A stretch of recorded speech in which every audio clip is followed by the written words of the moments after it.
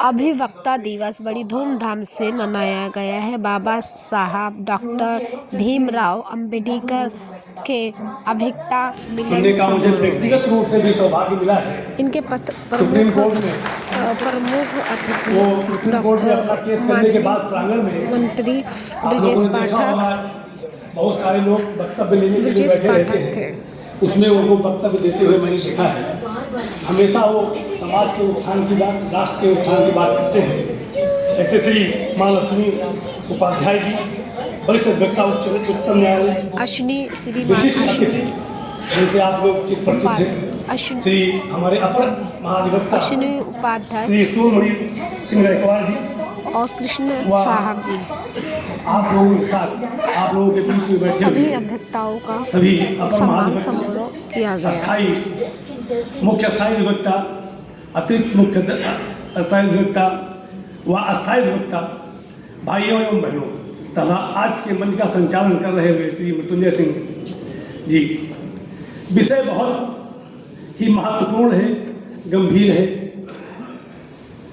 FIR,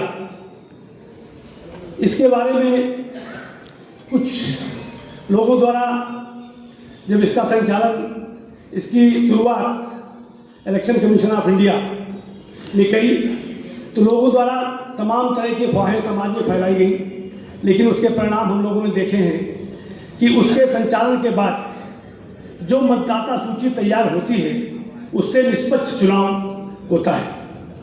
साथियों, हमारे संविधान में ऐसी व्यवस्था है जो इलेक्शन कमीशन ऑफ इंडिया को ये पावर देता है, अधिकार देता है कि इलेक्शन कमीशन ऑफ इंडिया, मैंने थोड़ा सा अध्ययन करके देखा है तो, और जो सब लोग मोबाइल वाले बैठे, किसी के पास ठीक है मेरा वोट नहीं पड़ पाया, वहां भी खूब हाय तौबा हुआ। ये हाय तौबा क्यों हो रहा है?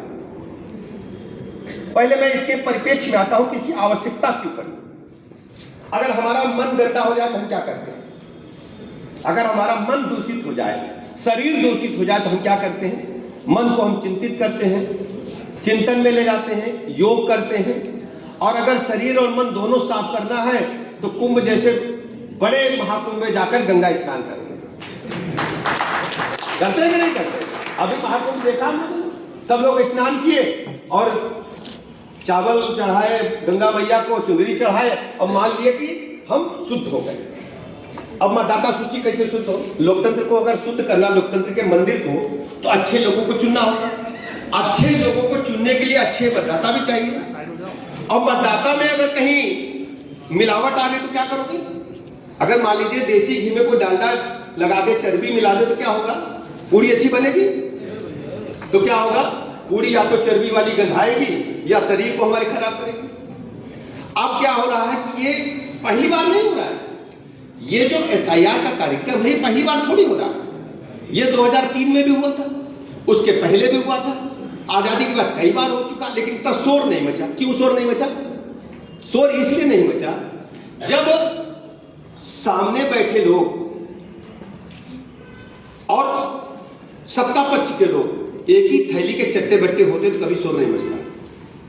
गांव में कहावत कही जाती, भाई इसको कोई कोड न करे, चोर चोर मौसेरे भाई।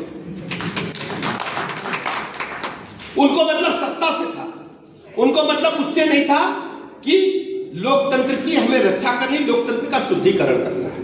लेकिन भारतीय जनता पार्टी जनसंघ से रास्ते चल करके पूरे देश में शुचिता, पारदर्शिता के साथ दुनिया के पैमाने पर सनातन की पताका को सर्वोच्च शिखर पर फहराने में कामयाब हुई। और यह आज उसी का परिणाम है कि हम सब चर्चा पूरी दुनिया में भारत माता की सुन रहे और देख पा रहे हैं। हम सब जानते हैं कि अच्छी तरह कि विपरीत परिस्थितियों में मैं फिर दोहरा रहा हूं, 2014 में भारतीय जनता पार्टी की सरकार बनी है। ढेर सारे ऐसे कार्यक्रम चले जो कभी किसी ने सोचा नहीं था। कोई सोच सकता था कि भारत अपने बलबूते अपने पैरों पर खड़ा होगा और ब्रह्मोस जैसी मिसाइल बनाएगा जो दुनिया के किसी रडार में नहीं आएगी। पड़ोसी देश चिंतित है कि अब क्या होगा, लेकिन भारत ने ब्रह्मोस मिसाइल बनाई नहीं और दुश्मन को उसके घर में घुसकर नेस्तनाबूद किया। ये जोड़े रखने के लिए सभी लोग अनिवार्य रूप से SIR फार्म जरूर भरें, ताकि सही इलेक्शन हो सके। जो बाहर की घुसपैठियाँ हैं वो बाहर हो सके SIR के माध्यम से। जैसे कि लखनऊ के मेयर साहिबा ने कल जो है घुसपैठियों के लिए एक 15 दिन का अल्टीमेटम दिया है कि 15 दिन के अंदर खाली करो ये, क्योंकि उनका कोई पहचान पत्र कोई इस तरह से वो नहीं है। तो क्या उनको भी इस तरह पहचान पत्र से जोड़ा जाएगा BLO द्वारा या इस तरह कुछ? नहीं, जिनका पहचान पत्र नहीं है उन्हीं घुसपैठियों को बाहर करने के लिए ही तो SIR की व्यवस्था की जा रही है। जो अपने देश के नागरिक नहीं हैं उनको ही बाहर करने के लिए, फर्जी वोट डालते हैं वो लोग, तो उनको ही बाहर करने के लिए SIR की व्यवस्था इलेक्शन कमीशन ने किया है। रखा गया था यहाँ पे CMS में, और मुख्यमंत्री जो मुख्यमंत्री नीतीश पाटिल जी आए थे, क्या कहना चाहेंगे इसके जो SIR के बारे में रखा गया है, जिससे कि जो है जो फर्जी मतदाता जो होते हैं उनकी कम करने के लिए भी इस तरह से हैरान की एक सही वोटर जो है, जो सही जो मतदाता है वो वोट डाल सके, कि जागरूकता कार्यक्रम रखा गया है। क्या कहना चाहिए? आप सभी चैनल वालों को बहुत बहुत बधाई। इस बात को जो आज ये कार्यक्रम रखा गया है वक्ता मिलन, इसमें हमारे जो मुख्य वक्ता हैं वो माननीय अश्विनी उपाध्याय जी हैं। उन्होंने एक PIL सुप्रीम कोर्ट में किया, जिसमें स्पेशल इंसेंटिव रिवीजन, जिसको SIR बोलते हैं, इसमें 2003 में जो सूची बनी मतदाताओं की, उसी सूची के आधार पर ही उन मतदाताओं को रखा जाए जो वास्तविक भारत के मतदाता नागरिक हैं। एक दूसरा, ऐसे लोग जो लोग घुसपैठिए हैं या कहीं बाहर से आके झूठ का, गलत तरीके से, फर्जी तरीके से मतदाता सूची में दर्ज हो गए हैं, उनको उससे बाहर किया जाए। इसके लिए फॉर्म नंबर 7 जो रखा गया है और उसकी जांच हो रही है। निश्चित रूप से यह एक बहुत बड़ा कदम है और इलेक्शन कमीशन को ही बधाई। भारत के जो वास्तविक नागरिक हैं उनको यदि मतदाता सूची में रखा जाएगा, जो भारत के लिए प्रेम करते हैं, भारत के लिए सोचते हैं, भारत के लिए काम करते हैं, और जो लोग भारत के अंदर आके भारत का नुकसान कर रहे हैं, आतंकवाद पैदा कर रहे हैं, और वो घुसपैठिए जो भारत का पूरी तरह से नुकसान करने के लिए घुन की तरह काम कर रहे हैं, उनको इससे बाहर करेंगे। इसके लिए यह कार्यक्रम रखा गया है। आप सबको बधाई, अधिवक्ता समूह को बधाई, और उपस्थित यहाँ पर सभी सज्जनों को बहुत बहुत बधाई। 5 डॉक्यूमेंट हो गए, वोटर ID में नाम हो गया, तो उसने जनधन खाता खुलवा लिया। उसके बाद किसान सम्मान निधि आ रही, क्योंकि उसके पास जमीन तो है नहीं, तो जो साल में 12,000 किसान सम्मान निधि की किस्तें आ रही हैं वो जा रही है, रोहिंग्या बांग्लादेशी के पास जा रही है। उसके बाद उसने बच्चों का एडमिशन सरकारी स्कूल में करा दिया। राइट टू एजुकेशन तो फंडामेंटल राइट है, आप रोक नहीं सकते हो। वो रोहिंग्या हो, बांग्लादेशी, कोई भी स्कूल में एडमिशन होगा, तो जैसे स्कूल में एडमिशन हो गया उसको वजीफा मिलना शुरू हो गया, और उसको तो डबल वजीफा मिल रहा है। अल्पसंख्यक मंत्रालय वाला अलग से मिल रहा है, दूसरा वाला नॉर्मल वाला अलग से मिल रहा है। उसको मुफ्त में वजीफा भी मिल रहा है, मुफ्त में राशन भी मिल रहा है। उसके बाद आजकल उत्तर प्रदेश में स्वेटर वोटर भी मिलने लग गया है, जूता मोजा भी मिल रहा है, वो भी व्यवस्था मिल रही, बाबा ने देना शुरू कर दिया, तो उसमें भी भागीदारी पूरी हो रही। फिर उसने अपना कारोबार शुरू किया, ठेला खरीदा, उसको पता चल गया। एक बात मैं कहूंगा, जिन योजनाओं की जानकारी हमें नहीं भाई साहब, उन सारी योजनाओं की जानकारी घुसपैठियों को। किसान सम्मान निधि भारत में है, उनके फॉर्म भर चुके हैं। SIR शुरू हो रहा है, उन्होंने फॉर्म डेट जिस दिन ओपन हुआ 3 दिन के अंदर अपने फॉर्म भर दिए। अभी हम सोच रहे करें कि ना करें, भरें कि ना भरें, कब करना है, क्या करना है, घूम घाम के आ जाए, तब भरेंगे जब करेंगे। उन्होंने भर दिया। मुद्रा लोन लेना शुरू, प्रधानमंत्री आवास लेना शुरू, तो 12 से 15 हजार रुपए खर्च किया भारत का नागरिक बनने के लिए, और साल भर में 3.5 लाख का प्रधानमंत्री आवास, हर महीने मुफ्त में चावल दाल आटा गेहूं रोशन तेल वेल जो मिलता है, उसके बाद मुफ्त में लोन भी मिल रहा है, मुफ्त में वजीफा मिल रही है। सारी योजनाओं का मतलब साल भर में 5 लाख रुपए का फायदा ले रहे। ये 5 लाख रुपए का फायदा किसके उठा रहे हैं? हमारे आपके इनकम टैक्स से। ये जो घुसपैठिए सादा फायदा उठा रहे हैं किससे? हमारे आपके GST से, या हमारे आपके वैट से, हमारे आपके TDS से। और 5 करोड़ छोटा मोटा नहीं है। ऑस्ट्रेलिया की जनसंख्या 2.5 करोड़ है और भारत में 5 करोड़ घुसपैठिए हैं। ऑस्ट्रेलिया जिसका क्षेत्रफल हमसे 2.5 गुना ज्यादा है, उसकी पॉपुलेशन 2.5 करोड़ है, और वहां पे और भारत में हमारा क्षेत्रफल ऑस्ट्रेलिया का लगभग 1/3 है, हमारे यहाँ 5 करोड़ घुसपैठिए बैठे हुए। इसका समाधान हमें आपको करना पड़ेगा, मिलजुल के करना पड़ेगा।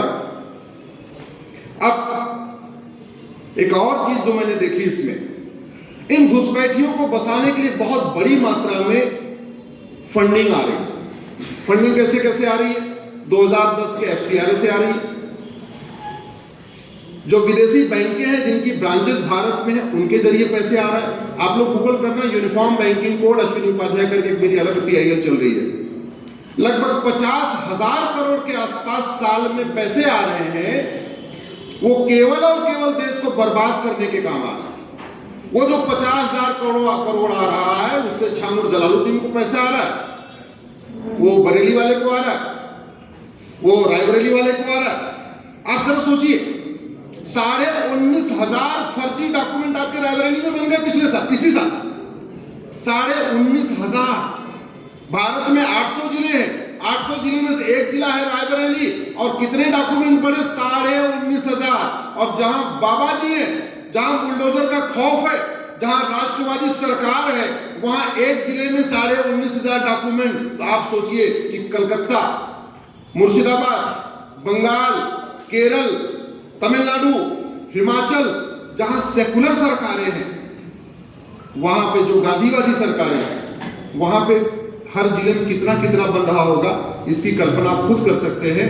इसलिए भारत के ऊपर बहुत बड़ा खतरा है ये फर्जी घुसपैठ का और फर्जी वोटिंग का। इनको बहुत बड़ी जो फंडिंग हो रही है वो हवाला के जरिए आ रही है। इनको बहुत बड़ी फंडिंग हो रही है जो ड्रग कारोबार से पैसा आ रहा है उससे हो रही है। तो जब तक ये फंडिंग नहीं रुकेगी तब तक घुसपैठ नहीं रुकेगी, और घुसपैठियों को नहीं भगाया गया तो समस्या बढ़ जाएगी। ये पार्षद प्रधान तथा कथित नेता इन घुसपैठियों की मदद क्यों करते हैं? पहले एक IPC थी, उस वो IPC 150 साल के बाद बन गई। अब क्या? BNS। कड़वा सच बोलूं क्या?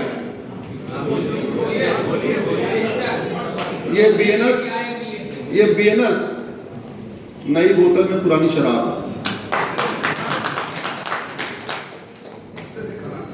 पहले भी चैप्टर गुलामी के नाम से,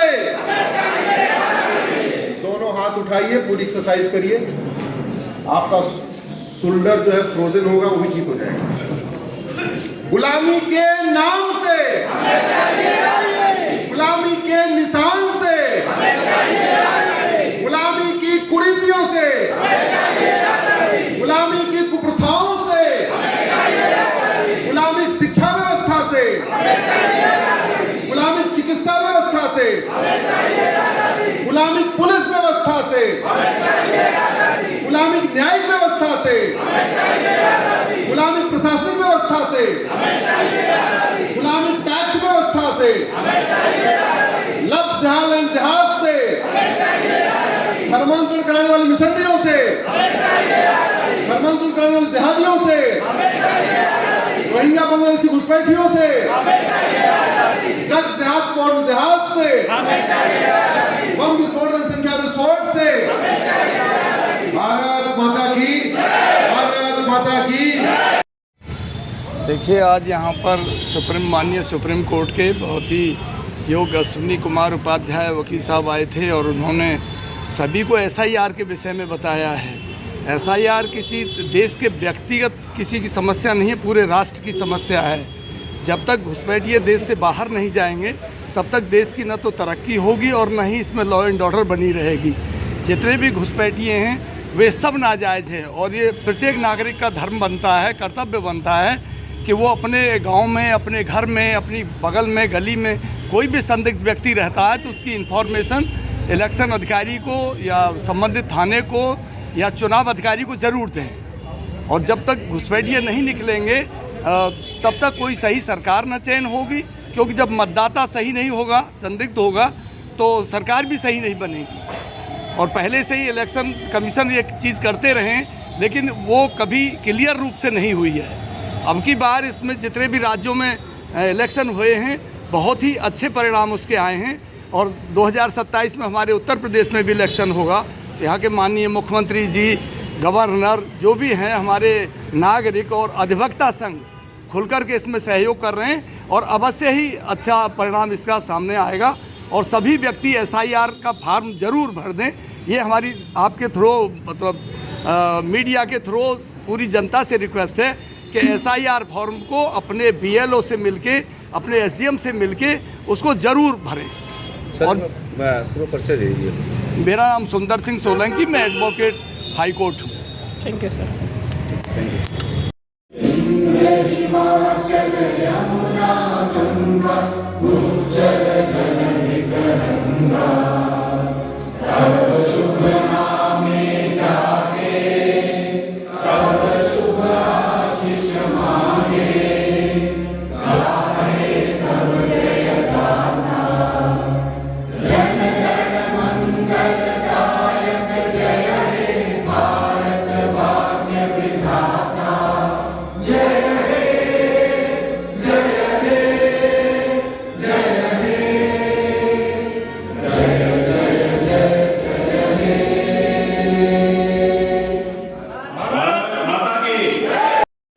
आप सभी के माध्यम से, आप जो चैनल, जिस भी चैनल से हैं, आप सभी लोग का स्वागत है। और मैं इस चैनल, आप लोगों के चैनल के माध्यम से बस इतना ही कहना चाहता हूं कि आज का जो मुख्यतः जो विषय था SIR, जो विशेष पुनरीक्षण, मतदाता पुनरीक्षण चल रहा है, ये इलेक्शन कमीशन का किया हुआ है। ये पहले भी होता रहा है, 2003 में पहले हुआ, उसके बाद रुक गया था किसी वजहों से।